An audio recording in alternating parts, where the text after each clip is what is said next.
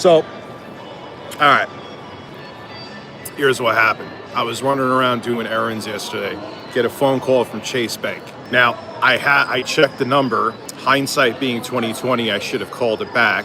I usually am very skeptical of this stuff, and this is where it was brilliant on their part. It seemed very legitimate. They go through all this stuff, and the one thing they said to me that luckily I did it, because then I would be getting nothing back. I think I'm going to get everything back. When is the question? They told me to delete my banking app, which I'm like, that's weird. As soon as I hung up with them, I'm like, nah. I started making a bunch of fucking phone calls. Luckily I did, because it wasn't real. Dude, you know how many times I dodge scams? You know how many I tell other people, yo, that's a scam, because it looks like a legitimate thing from the post office, or it looks like, yeah, everything was a fucking scam. Yeah, the Apple store is here. Before I put any stuff back on my phone, financial, I have to make sure there isn't any kind of malware on there. Yeah, I'm living with Quantum TV at the Best Buy. Dude, and not to get political, that's not the point of this. It's getting worse. Do you think this administration is going to do anything about it? Show of hands, do you think they'll do something? No, this is going to get worse. Some of them are probably benefiting from this shit. You think I'm kidding? Well, the banks are helping me. They're not fighting me, they're helping. And all my cards had to be cut up. You know what I mean? I had to disable all of them. So I have one card and no other way to access money right now. Good stuff, man. Quality stuff. I have the iPhone 17 Pro Max. My appointment starts at 6. This is why I couldn't stream today. I've been calling up. I had to go to the bank. I was at the bank until what? I don't even remember. I had to go to something for my son this morning. Then I had to go to the bank. Then I had to drop something back off at Lauren's house. Then I came here, I'm thinking, all right, I'll probably have to wait like half an hour, 40-ish minutes, right? No, hour and a half to even be seen. So it is stressful to deal with, I'll be all right. It's not the end of the world. Nah, I don't think the phone is fucked. I don't think it's fucked. I actually had 2 of these wraps. They're the jalapeno chicken wraps, about 200 calories each. I needed something. How much for an 8-hour mall stream? Dude, you know what would happen if I did that shit here? Think about it. What would happen? No, dude, everything. My bank account. What else do they get? PayPal, Chase, everything. I have one card right now that it's functioning. So I got tricked with a phone call, man, which is amazing because I'm usually the one who stops other people from doing this. And because they're getting more elaborate, dude. They realize that people catch on to shit. So they come up with new routines to trick people. Yeah, I mean, listen, I ended up without even realizing it, and it pisses me off because I'm very cautious of this stuff. I let them into my phone. Not let them, but you know what I mean. They knew I was distracted too. It's such fucking bullshit, man. But whatever, it is what it is. I'm sitting here by my fucking self, and I had jalapeno chicken wraps because I didn't even realize because I got so fucked up yesterday. I was so stressed out. I had fucking 500 calories yesterday. If someone calls you, be like, all right, man, cool. Oh, there's something wrong with my account. Let me call back to check. Do not give them anything. Do not give them a fucking thing until you call back.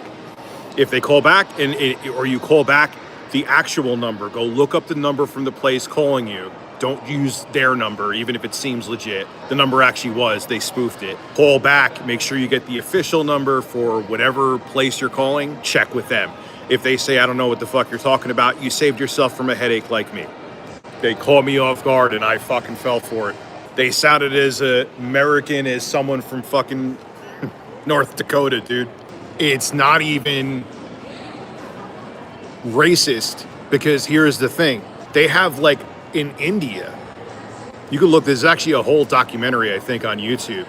It's like in India, the Indian mob runs those places, and there's like this really wealthy family there, and how they just keep on moving to different places all over, and they pack up as soon as they're about, like, the feds are onto them or whatever, or their law enforcement's onto them, they move just like that. You know, when you hear someone say, I'm calling about your Chase account, and they have an Indian fucking accent, yes, you look into it. I don't think that's racist. That's just reality. And she, like, here, she's left leading, this lady that was at the bank, very nice lady that I was working with today. And she was like, look, because I was talking to someone, we barely could understand them. And she was like, mute that. She was like, look, find someone that you could actually understand. Like, that was ridiculous.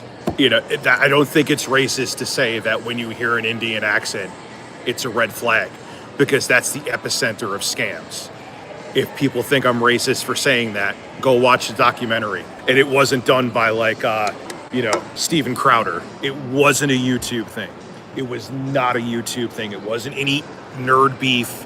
It wasn't any of that stuff. I don't want anyone pointing fingers. It wasn't like, had nothing to do with anybody on the internet. There's no DSP detractors you could blame. You can't blame Sly. You can't blame 8-Bit Eric, would be too stupid to do it, but me and him aren't beefing anymore.